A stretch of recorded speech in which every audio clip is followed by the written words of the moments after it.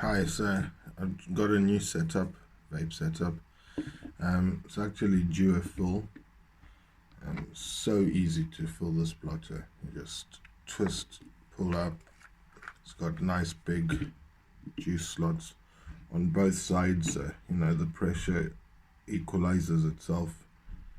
Sometimes when you only have one kidney port to fill up, like you do on some of the sliding tanks, it just makes it a little bit harder to fill up. This is just very quick and easy. Boom. That was a few seconds and my tank is full. I have a quick vape.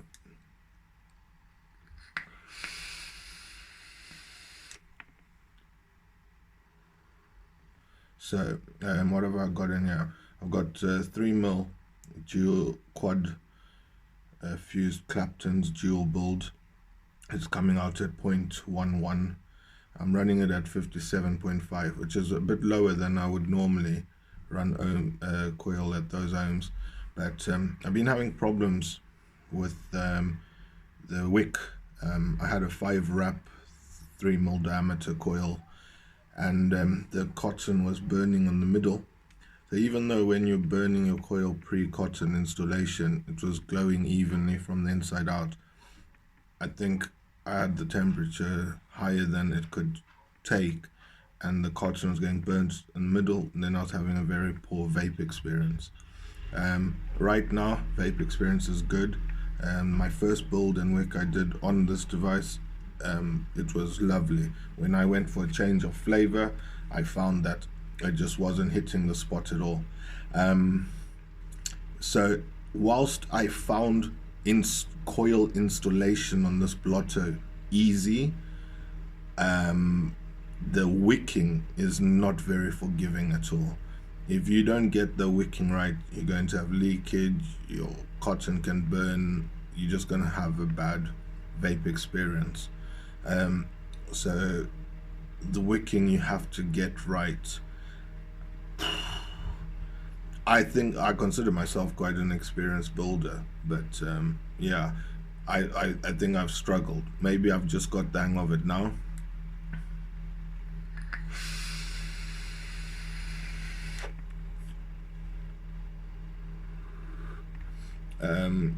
I mean, when the tank's working well, it's an amazing RTA, this blotter.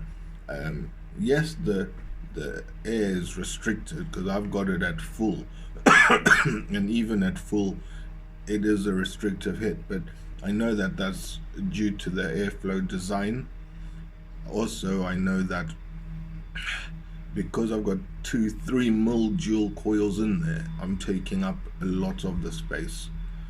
But it's actually a very pleasant experience. From someone who normally just has the airflow wide open, I still got my airflow wide open, but because of the nature of the design, it's a bit restricted, which is actually quite nice. I feel like I'm really getting a nice hit from this.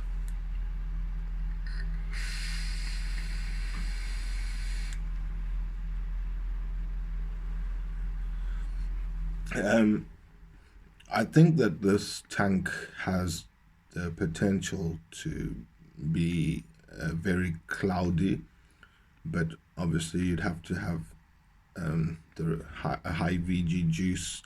You'd have to have some nice big coils in, and it'd have to be wicked right. You'd also have to be able to have a long draw because it's restricted. So you'd have to like suck for longer than you would on a different advice to produce a big cloud. I will try. It might not work. Let me try.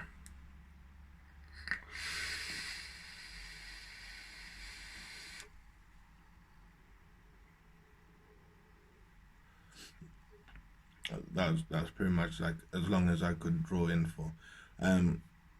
It's hard to see the clouds directly when you're blowing it yourself, but I think it's quite good. But the flavor, that's what I'm into these days. That's number one priority for me is flavor, and this tastes really nice. when I bought the Blotto RTA, I got the Aegis X at the same time. Very, very nice mod. I was on the Aegis Legend, so like form-wise, it was an easy transition. I like having the bright screen. I like being able to change the colors and the theme of the screen. I do find though that my batteries just don't seem to last that long. In the Legend, they lasted a lot longer. I would say maybe it's down to having such a big screen and the power that that uses has an effect on my battery life. But yeah, I've got lots of batteries. I still get good seven odd hours out of a pair, so it's not the end of the world. But if I had a different tank on the mod, that maybe I was vaping at much higher temperatures, 80 to 90 watts for example, probably the battery life would be even worse than what it is now. But yeah, small price to pay for a mod that's very nice in the hand, works well, looks nice. I'm really happy.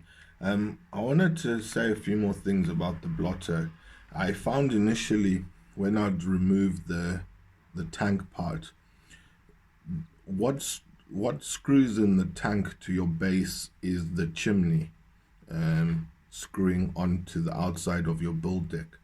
And I found it, I was maybe because it was new and everything, I was trying to be extra careful to not cross thread it, and I just found it was quite finicky. It was not easy to align properly. Yeah, that was my initial thoughts. I don't know how I'll feel about that going forward.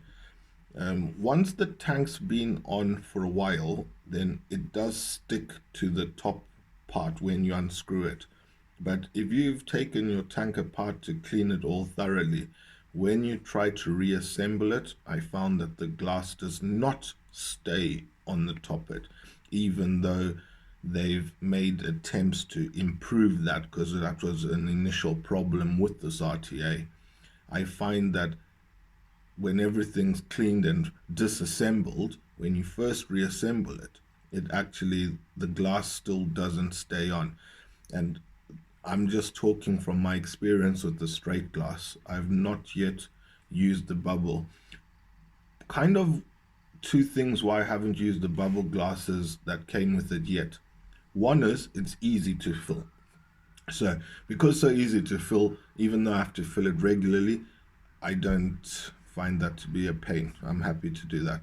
The other part was when I cleaned it out and found that this glass was not fitting on the top bit on reassembly. When I put the bubble glass on, it was almost even looser. And because I was having those wicking problems I told you about, I was not keen on using my bubble glass yet. Probably once I get my wicking dialed down and more consistently good, and then I'm not in and out of my tank, then I'll be braver and not as scared to try the bubble glasses that come with it. Maybe I'll find that it's the same thing. After you've had the bubble glass in for a while, it will then hold better onto the top bit when you take it all apart, and it won't all just come separate from each other. Yeah, so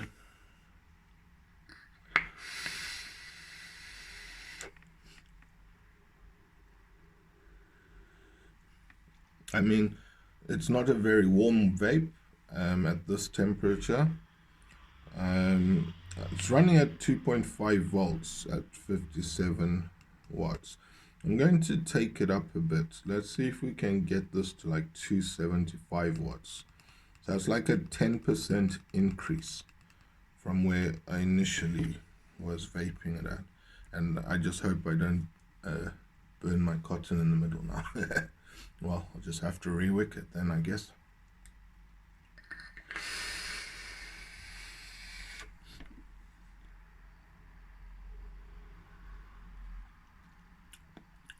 The cloud production, the cloud production definitely seems to be more now that I've upped the wattage and I've upped the voltage by about 10%. That's definitely seems to have improved the cloud production, but I don't know if the flavor is any better even.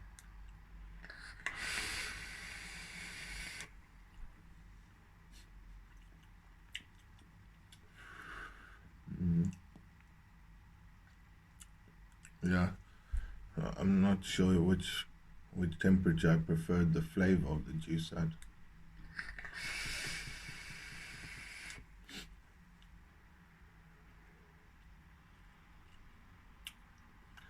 I guess I've just like changed the flavor I'm getting. It's got more of like a sugary sweetness on the exhale than it had before. Maybe because I'm like cooking it a bit more. This is a graham cracker, banana, peanut butter, and sugar flavored juice.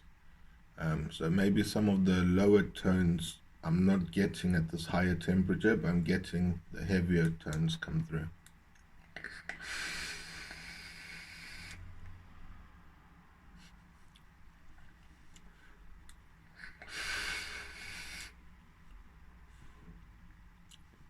Yeah, but still the restrictiveness, the re-wicking, it's keeping up. I'm not getting any dry hits. So it's just about dialing down the wattage to a taste that you are happy with. I'm going to take it down to like halfway point between where I was and the two different temperatures.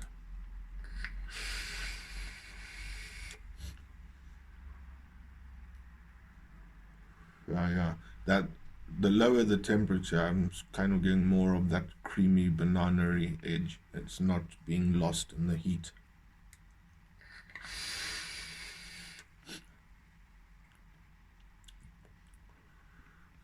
So yeah, about the blotter, when it's working, when it's worked properly, it is phenomenal.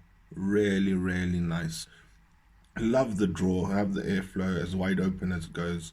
As I said, 2-3 mil diameter coils in. It's a lovely vape.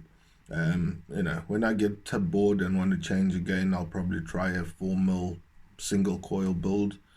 But at the moment, as long as I've wicked it nicely, I'm really loving this. It's hard to put down, to be honest.